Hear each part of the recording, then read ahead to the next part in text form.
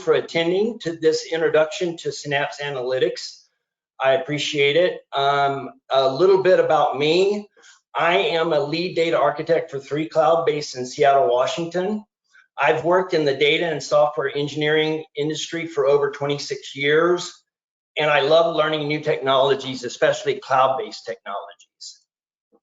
The agenda today is going to be, we're going to get a good overview of Synapse Analytics. We're going to talk about when to use Synapse Analytics. We're going to talk about setting up the workspace. And then we're going to talk about introducing Synapse Analytics features and use cases. And then we're going to give a demo about getting started with Azure Synapse Analytics. This is a very demo-heavy presentation.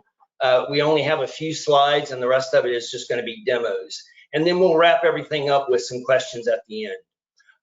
And I will watch the question window for new questions as they come up and try to answer them as I get breaks and things like that in between settings and stuff. So anyway, let's continue on.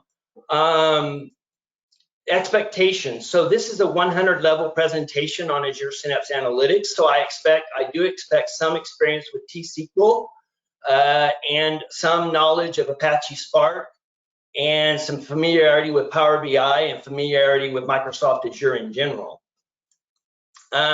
So an overview of Synapse Analytics, I think Microsoft says it best when it says that Azure Synapse Analytics is a limitless analytics service that brings together data integration, enterprise data warehousing, and big data analytics. It gives you the freedom to query data on your terms using either serverless or dedicated resources at scale. Azure Synapse brings these worlds together with a unified experience to ingest, explore, prepare, manage, and serve data for immediate BI and machine learning needs. So there you have it right from Microsoft. That's pretty much in a nutshell what Azure Synapse Analytics is. To answer the question when to use Synapse Analytics, basically you should use Synapse Analytics anytime you want to do any kind of modern data warehousing. You want to do advanced analytics on your data. You want to do data exploration and discovery of data, say in a data lake or something like that. You want to do real-time analytics. Basically, you can do real-time analytics with Synapse Analytics. There is a feature for that. I'm not going to go into it with this demo today, but you can do it. And if anyone has any questions on how to get that done, I can certainly answer it at the end or whenever. And then also, if you want to integrate data, you can use Synapse Analytics. Essentially, they've ported data. When I say they, Microsoft has ported Data Factory. I don't know if you're familiar with Data Factory, but it's Microsoft's Azure answer to SSIS. And essentially, it's an orchestration engine and a ETL engine for moving your data from one source to another and then integrating that data into a data warehouse. So all of that functionality is built into Synapse Analytics. And then finally, if you want to do integrated analytics, you can certainly do that with Synapse Analytics. And what I mean by integrated analytics, of course, is analytics on Spark or analytics using T-SQL or both. So that's kind of what I mean by integrated analytics. Okay, so setting up an analytics workspace, it's really, really simple to do, especially using the portal. If you want to use the portal, all you have to do is go on the home page of the portal, you go and select to add a new resource, and then you say you want to create a Synapse Analytics workspace.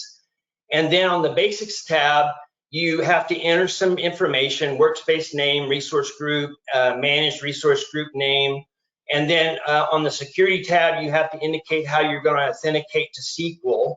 And then you can also answer questions about whether or not you want your workspace encrypted. And then on the Networking tab, you can indicate whether or not the workspace is open to all IPs, or if you want to build it inside a managed VNet. And of course, if you build it inside a managed VNet, you're going to get that added security of being on Azure's network backbone. And so the possibility of data exfiltration onto the internet is very low in that situation. So I recommend doing that when you have data that's highly sensitive and you want to keep it inside the organization. Tags, basically tags are just ways to identify the resource, further identify the resource. For example, if you say you wanted to charge this resource to a particular department, you could enter that in the tags area. And so you could enter a department name or something like that. It's essentially just a name value pair dictionary is all it is. And it allows you to just tag it with notes and things like that. You can also create Synapse Analytics workspaces using the Azure CLI or PowerShell. To use PowerShell, you have to create a data lake account first. All workspaces, Synapse Analytics workspaces, have to be associated with the Data Lake Analytics Gen 2 account. So you have to create that first when you're going to use PowerShell. And once you have that created, then you just have to define necessary environment parameters. And then you create a dictionary of those environment parameters. And then you call a commandlet called new-AZ Synapse Workspace commandlet. It's part of the AZ PowerShell commands, and that gets you started, and it'll kick off and go ahead and issue an ARM template to Microsoft Azure's Resource Manager, and it will go ahead and create the resources that you need created. So that's pretty much how you set it up. The features and use cases of Synapse Studio, which is one of the products that we're going to be looking at today. Basically, the main features of Synapse Studio are data, and data allows you to connect to built-in Spark databases. You can connect to SQL pools, which are really just data warehouses, and you can connect to external data like Cosmos DB, Azure Data Lake Gen 2, or Blob Storage. You can also use the develop feature to develop SQL scripts or Spark code using serverless or dedicated data warehouses or Spark. You can create a SQL script, an Azure Jupyter Notebook, a data flow, Apache Spark job definition, or browse the gallery or import code. With the integrate feature, you're able to create pipelines, data factory pipelines, and you can use the copy data tool, or you can browse the gallery for templates, which allows you to get started right away on a particular path.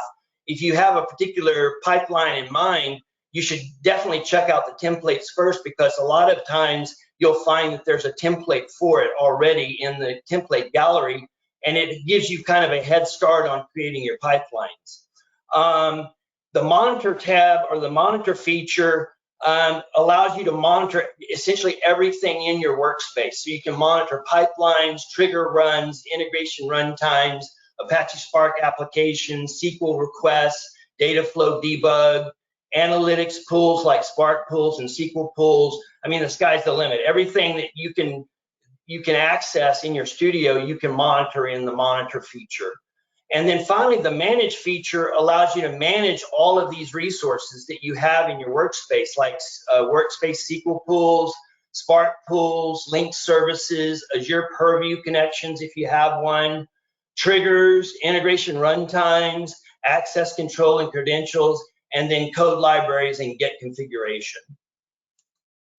Okay, so we've reached the point where we're going to go ahead and give a demo. So the demo, getting started with Azure Synapse Analytics, the first thing that we're going to do during the demo is we're going to set up a workspace. I'm going to walk you through setting up a workspace using the portal. And then we're going to give you a brief overview of the studio.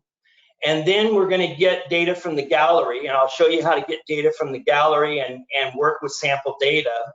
And then we're going to analyze data using a dedicated SQL pool. And then we're going to analyze data using an Apache Spark pool. And then we're analyzing data using a serverless SQL pool and analyzing data that's in a storage account. Also, we'll be looking at orchestrating with pipelines, visualizing data with Power BI, and monitoring activities, and then exploring the Knowledge Center at the end. So that's pretty much it. So let me come out of this environment here. And hold on, bear with me. I'm going to end the display here, and then we're going to go to my portal. And I hope everyone can see the portal now. It's Microsoft Azure's portal. and I'm going to walk you through setting up a workspace. So basically, let me check if we have any questions first before I start on that. Looks like we've got one question. I would like to learn about real-time analytics and Azure Synapse Analytics. Okay, well, I tell you what, at the end of this presentation, just send me an email and I will tell you about real-time analytics with Azure Synapse Analytics. I'll send you an email back and explain how to get started with doing that. Okay, so let's go ahead and look at creating a workspace. So the first thing you're going to want to do when you get to the Azure portal homepage is you're going to want to create a resource. So click on that. And then in the search bar, just type in Synapse Analytics, and you'll see there right at the end, there's Azure Synapse Analytics. So select that, and then click the Create button. And then what you're going to do is you're going to enter your subscription that you want to use for this resource. I've already got mine defaulted to my default subscription, so it's going to go ahead and fill that in for me. And then I'm going to use a resource group of mine that I already have, so I'll select that. But you can also create a new resource group at this point. And then you don't have to enter a managed resource group name, but I recommend doing that. And so I'll just type in BLC managed resource group, and hopefully that will be unique. Yep, it is. It has to be unique in the environment, so it's going to check that for you. And then it's going to ask for a workspace name, so I'll call this BLC workspace 1 or 2. Let's just go with 2. So that looks like that's unique. And then since I'm in the West US, I'm going to select the West US. Let's see, I think I went past it. No, I didn't either. Where is West US? There it is. And then now this is where you have to select a Data Lake Storage Gen 2 account. So you can either create a new account here by clicking on the Create New link, or you can select an existing data lake, which I'm going to do by just selecting the data lake that's in your subscription and then choosing a file system. And so briefly, what a file system is it's kind of like a root folder in a file system on your computer. It is a starting point for all the data that you're going to store in your data lake. And so you have to supply that as part of the setup of the Synapse workspace. Okay, so we've added all that information. So the next thing we're going to do is go to security. And this is where you enter a username and password for the SQL administrator credentials. So I'm going to just use the default SQL administrator username, and then I'm going to enter a password here. So let me just go ahead and do that. Okay, and then of course I have to confirm that password, so I'm going to do that.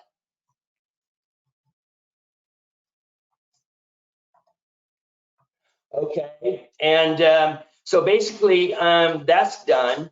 Now you can check this option here if you want, and what that will do is it will enable double encryption using a customer managed key, and that key would be stored in a key vault. So you'll have to have a key vault in your subscription in order to store this encryption key that allows for double encryption of your workspace. I would only check this if I was dealing with really, really sensitive data and I wanted my workspace to be doubly encrypted. So that's usually when I would select that. The system assigned managed identity, essentially with most resources nowadays, you can get a system assigned managed identity. And what that does is it allows you to execute within the context of that identity, and it allows you to run pipelines using that identity. And if you have network access set up for your data lake account, it also allows you to allow network access to the data lake storage account using the system managed identity. So I don't have, my data lake is not connected to a network, so I don't need to do that. But if you did have a data lake that was in a VNet, for example, like using a private endpoint, you could check this, and it would allow network access to your data lake storage Gen 2 account. Okay, so now we're going to move on to the networking tab. And in the networking tab, you basically have an option to be able to enable managed virtual networks. So you can create a managed virtual network that essentially encompasses the workspace and essentially prevents exfiltration of data into the internet.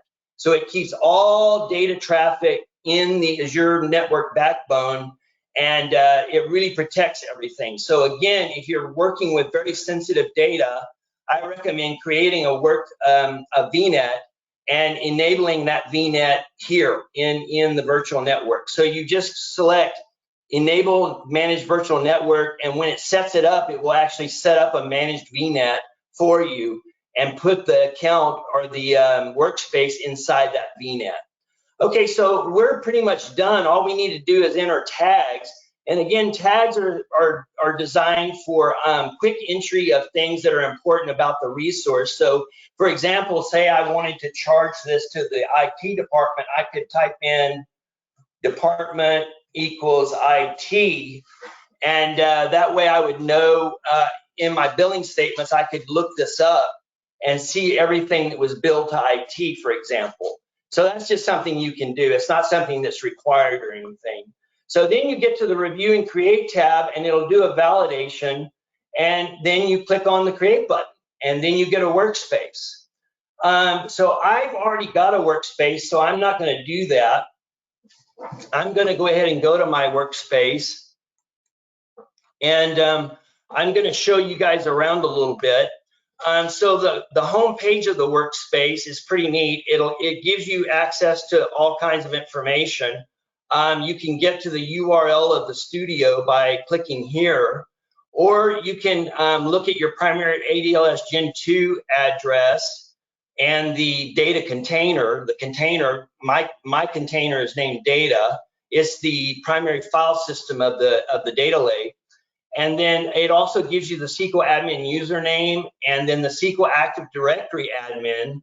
And I've gone ahead and set that up in my account because I want to essentially allow people into my data warehouse from Azure Active Directory. So I want to use Azure Active Directory as my authorization and authentication mechanism. So I've set up my user account as the SQL Active Directory admin.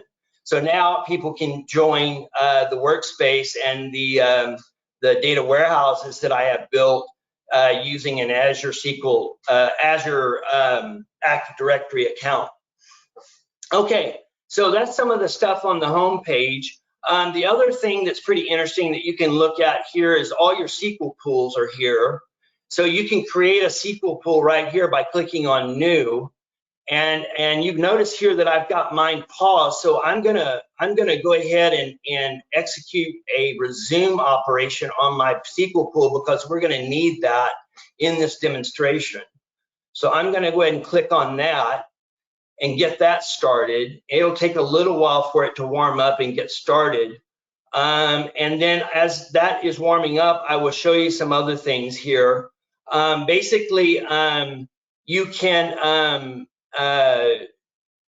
you can basically go to do auditing. You can set up dynamic data masking.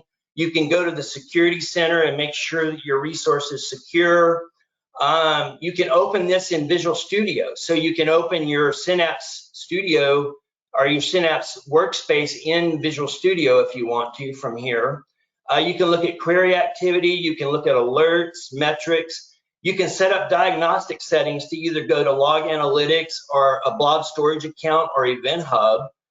And you can also look at advisor recommendations, which is a really powerful thing. It allows you to get recommendations on how to best secure your warehouses and things like that you've created. You can also come over here and create transparent data encryption, auditing, Azure Defender for SQL, and Geo Backup. It looks like Geo Backup is already enabled, so I'm getting Geo Backup essentially for free with the workspace.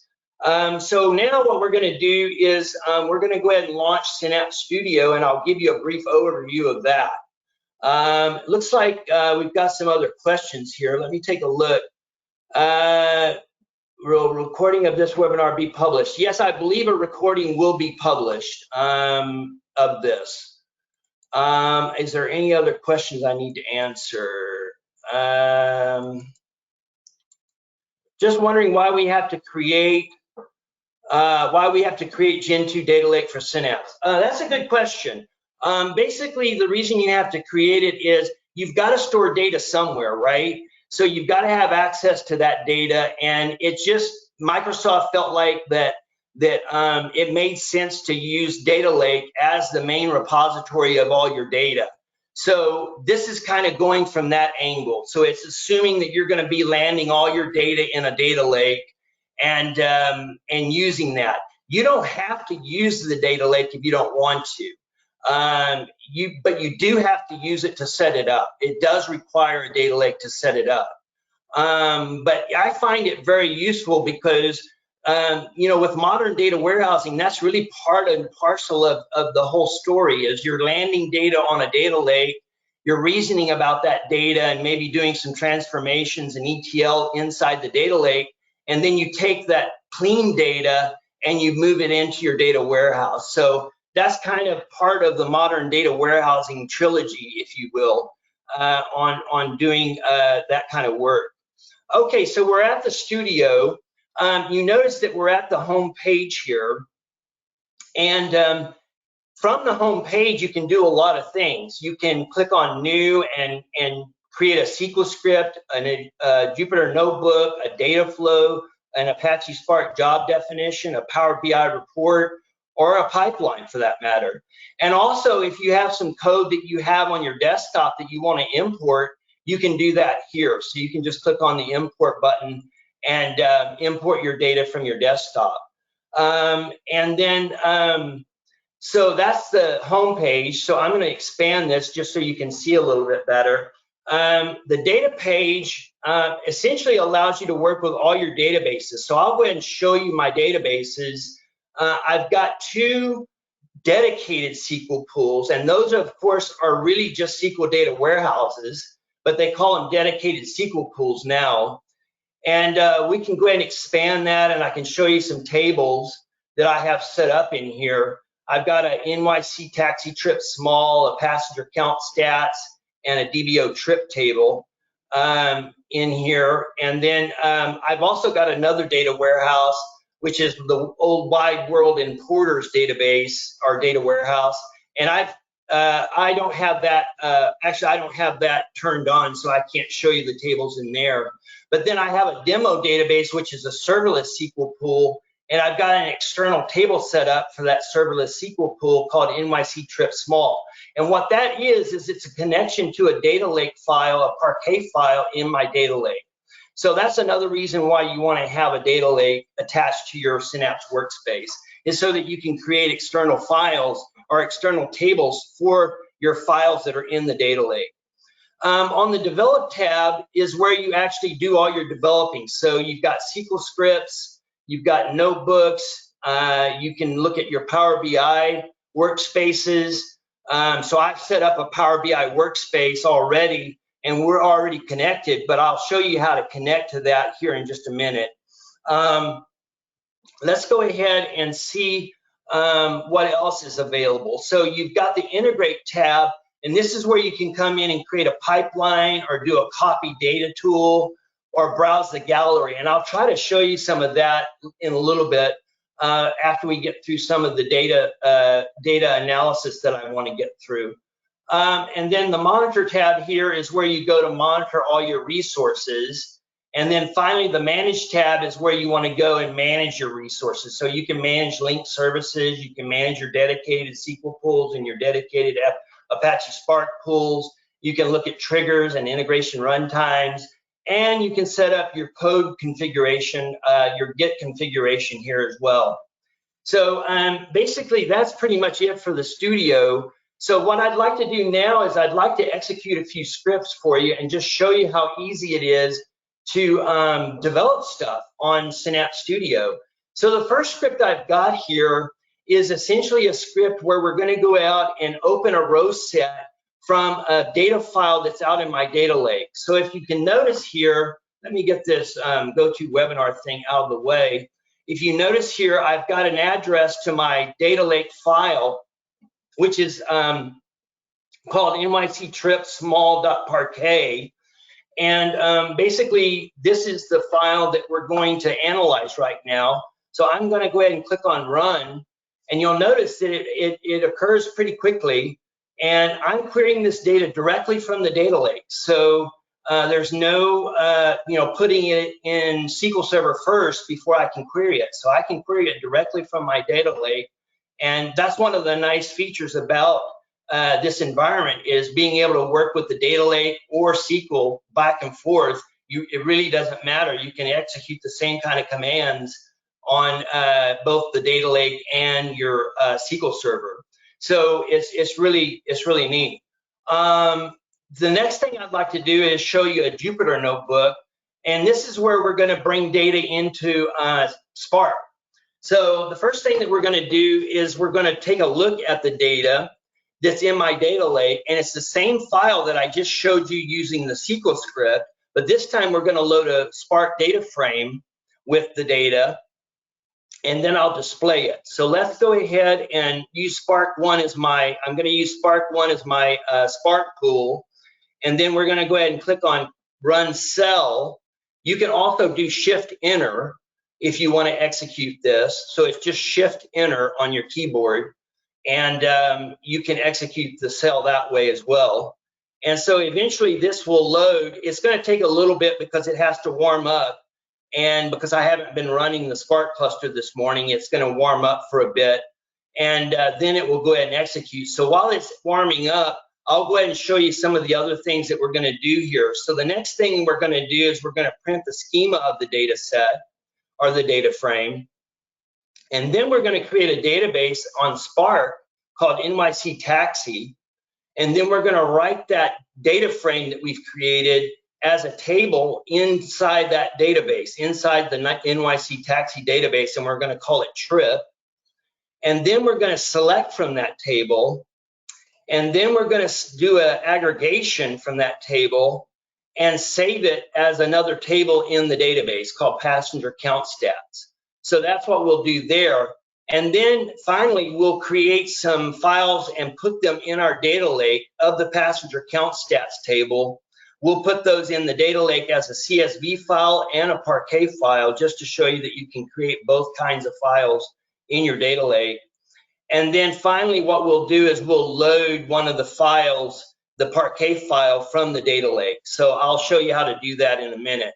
So we're still waiting for this Spark session to warm up. So let me take a look and see if there's any more questions while this is warming up. Let's see. Okay, let me look around here. Okay, I've already answered that one. Okay, is this data lake the repository for the database? In a way, you can look at it that way. It's kind of like that. I mean, what your data lake is just like a data lake anywhere else. It's a place where you can store data of all kinds, you know, semi-structured, structured, unstructured, and you can store it at huge scales. So you can store petabytes of information, for example, and then reason about that data using exploratory analysis and machine learning and everything else from the Spark pool or from SQL. And you can do that all inside Synapse Studio in one place. So in a sense, it is kind of a repository for the database. And you can set up external tables to files that are in the data lake, and then execute queries on that external table and look at the data from the external table. So yes, in a sense, this is definitely a repository for the database. Let's see if this is any other questions here while this thing is warming up. On-premise data without having, would it be possible to use on-premise data without having it in Azure Data Lake? Yes, it would be, because what you could do is you could set up, basically you could set up a pipeline and pipe your data from on-premises into a storage location in the network in Azure, or you could pipe it directly into your warehouse using a pipeline. So yes, you can bring data from on-premises into Azure Synapse Analytics directly from your on-premises location without storing it in a data lake. So yes, you can definitely do that. Okay, so anyway, it looks like we got results. So let me move this out of the way. So we got some results. You can see the results here. Basically, it's a pretty large data set. It has a lot of columns. But anyway, so we're ready to go and execute the next cell here. So let's scroll down and execute this next cell. And this will show you the schema of the data set. So you can see the schema here. Let me scroll down a bit so you can see it better. I hope all of you can see it. But anyway, this is the schema of the data set, and it shows you all the columns and whether they're nullable or not. And then what we're going to do now is we're going to go ahead and create that database I talked about in Spark. So we're going to use the create database if not exists command, and that's a Spark SQL command. So let's go ahead and execute that. And what we're going to do is we're going to write the table to NYC taxi trip. And then we're going to, okay, it looks like it's running now. And the command executed. So now we can do a select statement from that table that we just created using Spark SQL for that matter. And it should go ahead and show us the data here. Yeah, okay, so now we see the data. And then what we're going to do is we're going to do some analysis of that data by doing some aggregation.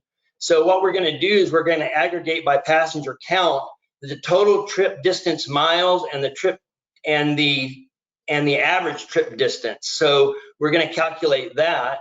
So let's go ahead and do that. And then we're going to write that table to NYC taxi passenger count stats. And it's going to override it because I already have a table in that database by that name, so it will override it. But there you go. Here's the data that we just wrote to the table. And then the next thing we're going to do is we're going to go ahead and write this data back out to the data lake from Spark. So let's go ahead and execute that cell. And while that's going, I'm going to get a drink of water. Okay. So that's succeeded. So the next thing we're going to do is just to show you that we were able to do that. I'm going to go out and get the data, get the file name for that data lake file. So let me browse my data lake. So this is another reason you want to definitely have a data lake associated with your Synapse Studio, because it really gives you a lot of power and the ability to see all your data right here in front of you. So let's go ahead and get the file name for this file. So I'm going to right click on this and say rename, and then I'm going to copy it. I'm going to copy the name of this file and cancel. And then I'm going to go back to develop and go to notebook 1. And then I'm going to put that in. I'm going to put that in the. I'm going to put that in here. Because see, every time I run this, it basically creates a new file with a new GUID identifier. And so if I didn't do this, it wouldn't work. So now I'm going to run this cell and show you that we can select data from the data lake. Oh, it looks like the path doesn't exist. So it looks like I messed up here. Let's see. Let me look and see what happened. Oh, I know what's going on. So it looks like we have a missing. No, that's right. NYC taxi count, passenger count stats. Let's go ahead and just add a wildcard here and just pick up everything in there that's a Parquet file. We'll just do that. So let me add a wildcard here, which is just a star sign. see if that will work. It's still not working. Okay, well, it looks like we've got a bad path or something. I won't spend time looking at that right now, but it looks like we have a bad path that I'll just have to clean up and get working, because it appears that this is not working for some reason. Let me do this. Let me try one more thing, star.parquet, and passenger count stats.parquet. I don't think it's passenger count stats.parquet. I think it's passenger count stats _parquet. So let me change that. Let me change that to _parquet and see if that will work. No, it's still not right. Okay, well, anyway, we'll move on. I don't know why it's not working. It's just it's a problem with pathing, and for some reason I can't get the path to work. So I'll fix that later and get it working again. But anyway, let's move on, because I did want to show you a few more things before we run out of time here. So let's go back to SQL and let's look at script number 3 here. Now I'm gonna. Well, actually, let's do something else. Let's load a table in my dedicated SQL pool called NYC Taxi Trip Small. So we're going to load that table from the data lake, and we're going to use the copy into command into this table, and basically run this command and load the table. So let's go ahead and run this, and it's going to go ahead and create the table and load it with data from the data lake file. So this is really nice. It's a very easy way to get data into your data lake or into your data warehouse. And then what we can do is we can run another query of that table by doing this right here. And this is that same query that we ran in Spark, if you remember. We're summing the trip distance miles and averaging the trip distance miles per passenger count. So there you go. There's the data. I'll raise this up a little bit so you can see the data. But anyway, that's the data, and that's the analysis that we found on that data. So you can do lots of things like this using Synapse Studio. Okay, so the next thing I want to look at, let's clear the workspace here a little bit. The next thing I'd like to look at is how do we look at basically how do we look at Power BI data sets?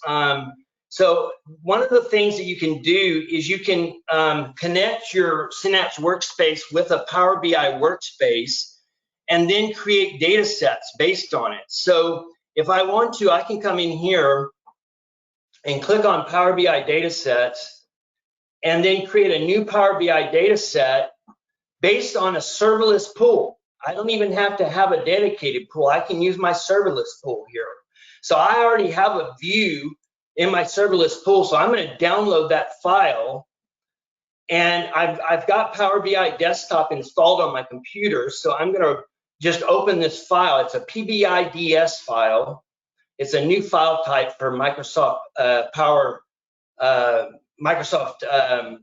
BI, and it essentially encompasses all the connection information and everything else that's part of the Synapse Studio inside the file.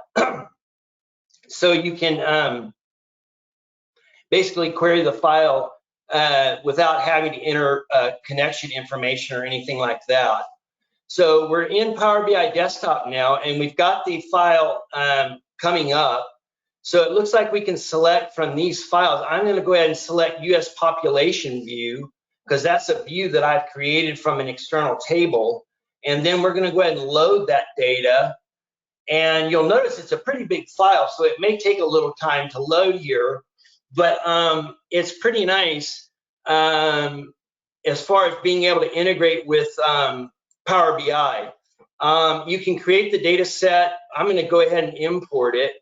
And so it's going to take a little while for this to run, but it will import all the data. And so you can query the data from your serverless SQL pool. This is a serverless SQL pool without a dedicated storage, and you can pull that data in and analyze it inside Power BI. So I think that's a really great thing, that you can use a serverless SQL pool to reason about your data using Power BI.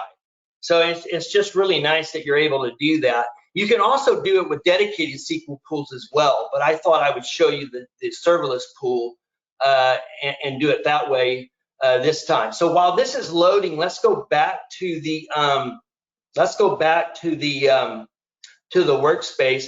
So I'm going to go ahead and click close and refresh here. But once I do, once I've created a data set, it will show up here because once I've published that data set to the workspace, it will show up here as a workspace item, and I can access it and create a report against it. So it's pretty nice that it's integrated with Synapse Studio this way. So that's pretty much it for that. It looks like I'm kind of running out of time. So before I do, I want to show you some quick ways to do integration. So one way to create a pipeline is you can create a pipeline like this. And basically what you can do with it is you can use Synapse tools like a notebook. So I can create a notebook connection and use my settings to select a notebook. So it can be any notebook really. So I can go ahead and select a notebook, and then I can commit this and then add a trigger.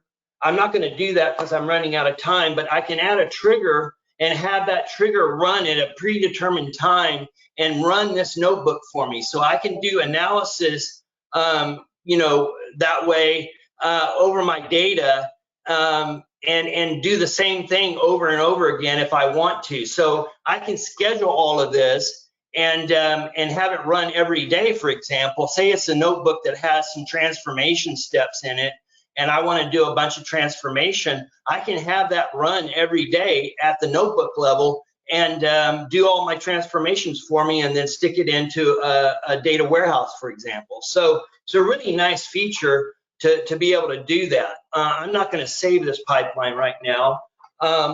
And I'm going to get rid of the Power BI data set. So let's go ahead and move on. Looks like we're running out of time here. I want to supply some time for questions. The next tab over here for monitoring, if I had some pipelines running, you would see those running here. And you could go in and look at each pipeline and see what stage it's in and all that sort of thing. And then you can also look at trigger runs, and those are the triggers that I just talked about. And you can see how the triggers are running, whether or not they were successful or not, and the pipelines that they triggered. And then you can also look at integration runtimes here and manage those runtimes. Looks like I've got a problem with my workspace integration runtime for some reason. I'll have to check into that later. And then for Apache Spark applications, basically you can open this Apache Spark application and you can get all your diagnostic information and look at your logs and everything else right here in Synapse Studio. So you can totally look at all your systems and analyze your logs right here in Synapse Studio, which I think is just really amazing. And then you can do the same thing about SQL requests. So you can click on a SQL request and it will actually open up into a window that shows you the SQL query that you actually ran. And then there's also some information about how long it ran and all that sort of thing as well. And then finally, you can also look at your SQL pools. So what I'm going to do now, since I'm not going to use this pool anymore, I'm going to go ahead and pause it because I don't want it to cost me any more money. So I'm going to go ahead and click on Manage Pools, and then I'm going to go ahead and pause that, and that way it won't cost me any more money. See, as long as it's running, it's going to cost you money, but as soon as you turn it off, it won't. So what you can do is you can set up automation to essentially turn your warehouse on in the morning, let's say, and then turn it off at night when no one's looking at it, if you have that kind of scenario. So that will help you save money. The serverless pools you don't have to worry about because they only cost you money when you actually run queries. They don't cost any money just sitting there. So anyway, that's pretty much it for everything. I'm going to go ahead and open the questions up. and see what other questions we have. Let me see here. It's real small here as far as the questions go. Does all of the data get stored in ADLS, or does the data get stored into the SQL pool also once ingested? Well, you can do either way. If you want, you can ingest the data and bring it into your dedicated SQL pool or your serverless SQL pool as an external table, but it's not really duplicating data, because what you would typically do with Synapse Studio is you would load a star schema that's in your dedicated SQL pool. You would load a star schema from data that's landed in your data lake. So in a sense, you're not really duplicating data. You're actually refining your data and then putting it into a star schema. And so that's kind of the way this works, or this is how it's supposed to work anyway. I hope that answered your question. Can we integrate, hold on, let me select this one. Can we integrate DevOps code with develop in Synapse? Yes, you can. You can certainly do that. There is DevOps capabilities, because you can store your code in a Git branch and then merge that branch with your master branch, and then have a release pipeline kick off once you've done your merge. And it will actually go out and build, say, like a staging pipeline or a production pipeline, if you're trying to build a pipeline, that is, based on your code. Or it will go out and deploy your data warehouse for you and deploy all your code for you. So yes, you can integrate with DevOps. So how to scale up and down?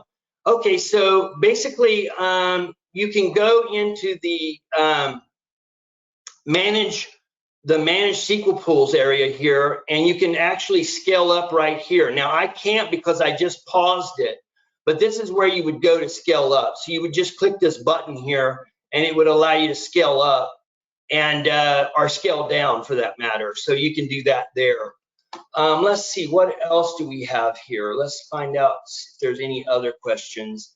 Synapse Studio looks a lot like Azure Data Factory. You're very right there. In fact, they've done a full port of Data Factory into Synapse Studio, but Synapse Studio offers you so much more, though, because it allows you to work with your databases. It allows you to work with serverless databases. It allows you to work with Spark. It allows you to do a whole bunch of other things that you can't do with Azure Data Factory, or that you can't do very easily, I should say. So that's what Synapse Studio is all about, is trying to make things easier and faster. And so that's truly what this environment is all about. Is your demo code available? I can make it available. It's not really that much, but I can certainly make it available to you. If you'll send me your email address, or send me an email, I can certainly send you the code and make that available to you. Yes. How do we append? Let's see. I'm sorry, it's very hard to access this question area. I'm going to see if I can expand this somehow. Because it's very hard to access these questions. I'm going to start at the end here and then work my way up, I think.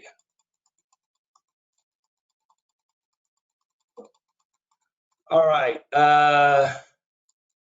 Where can I watch the recorded session? This session will be on YouTube for the 3Cloud area. So just type in 3Cloud and it will be there. Would it be possible to use on-premise data without having it in Data Lake? I think I already answered that question. So let's go ahead and move on. Let's see, what is this question? You created a database in Spark and made the transformation. Is this the same Azure SQL DW, or is it another temporary DB in Spark? Okay, so that was another temporary DB in Spark. So that's, you can develop databases in Spark, or you can develop databases in SQL. So you get that nice flexibility there. So if you want to store your data in Spark, that's certainly all right, and you can do that. But you can also store it in dedicated SQL pools as well. Okay, let me scroll down and see what other questions I have. You have 2 Parquet extensions. Oh, that's, you're probably talking to me why why I've got that wrong, why I had that pathing wrong. That might very well be it. I'll take a look at that and see if that is indeed the problem.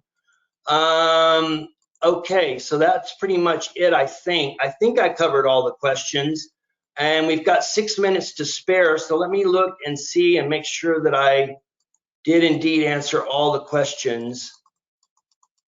Let me go back up here to the very beginning. Okay, form format.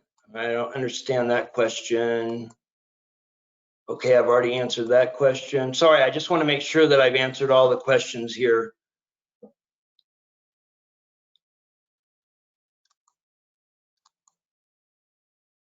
Okay, I think I've already answered that question, so that's good. He has a single code at the end. Yeah, that might be it too, on the data path. Does all the data get stored in ADLS, or does the data get stored into the SQL pool? I think I already answered that question. Another suggestion about my pathing. Yes, the webinar will be published. Data streaming, how do we append the table if we do data streaming? Okay, so what you would do there, you could do data streaming 2 different ways with Synapse Studio. You could do data streaming using Spark and Delta. So you could use Delta Lake and essentially set up a streaming channel through Spark, either from Event Hub or from Kafka or from some other streaming source, and then load a Delta table. And yes, the data is appended to the Delta table as it's streamed in. From the SQL side, you can also stream data in that way too.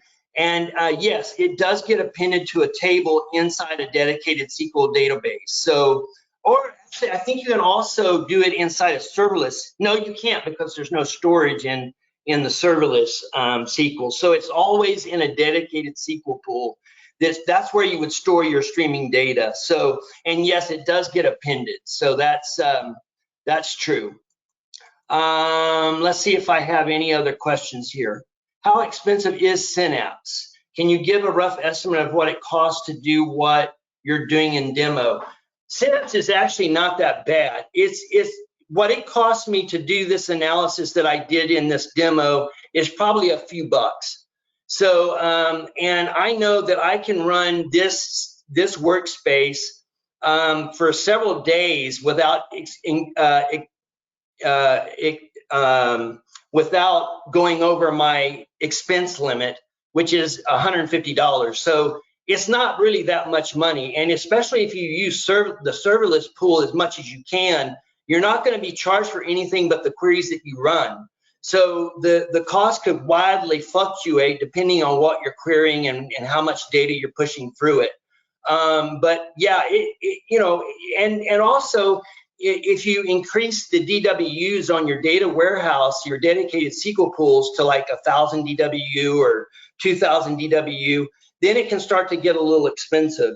But again, if you control you can control your costs by turning your warehouse off at night, if you can, and pausing it, you know, during the night, and then having it come back on during your ETL and during the day when people are querying it. So that's one way to save a lot of money. So yeah, so it is expensive, but it's not as expensive as you might think. So how to scale up and down, I've already answered that. I would like to learn about real-time analytics. Okay, send me an email.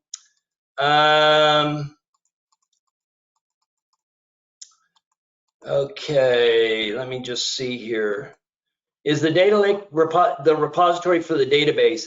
No, the data lake is not a repository for the database. The data lake is a repository for data, but the database is stored in its own storage nodes.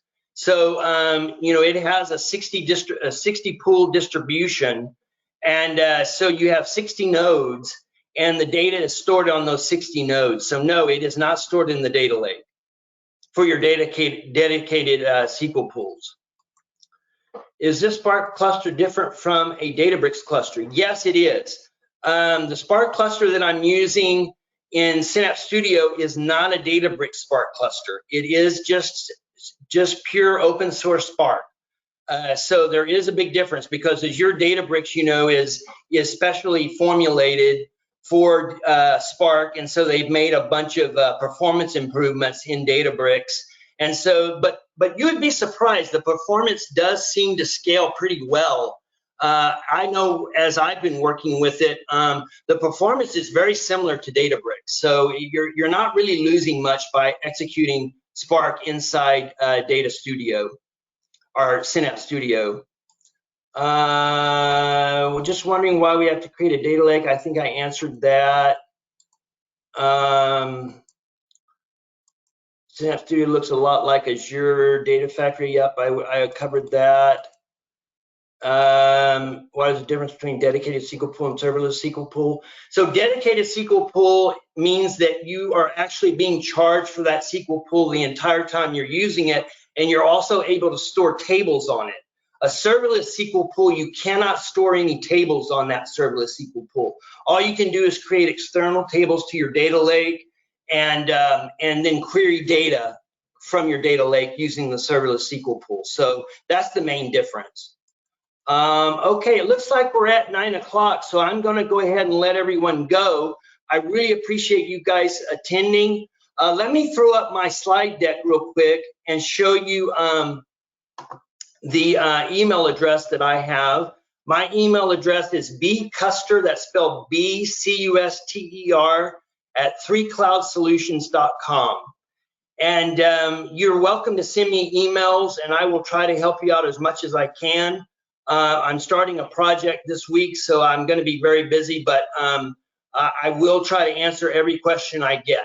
So I really appreciate you guys joining the webinar. I hope that you learned something, and I really appreciate it. So have a good day and take care. Thank you. All right, thank you, Brian. Like Brian was saying earlier, for those who were asking, yes, the webinar is recorded. You guys will also receive that webinar in your email box around noon Eastern Standard Time tomorrow, as well as you can find all of our webinars on our YouTube channel at 3Cloud.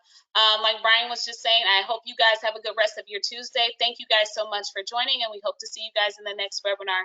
Thank you.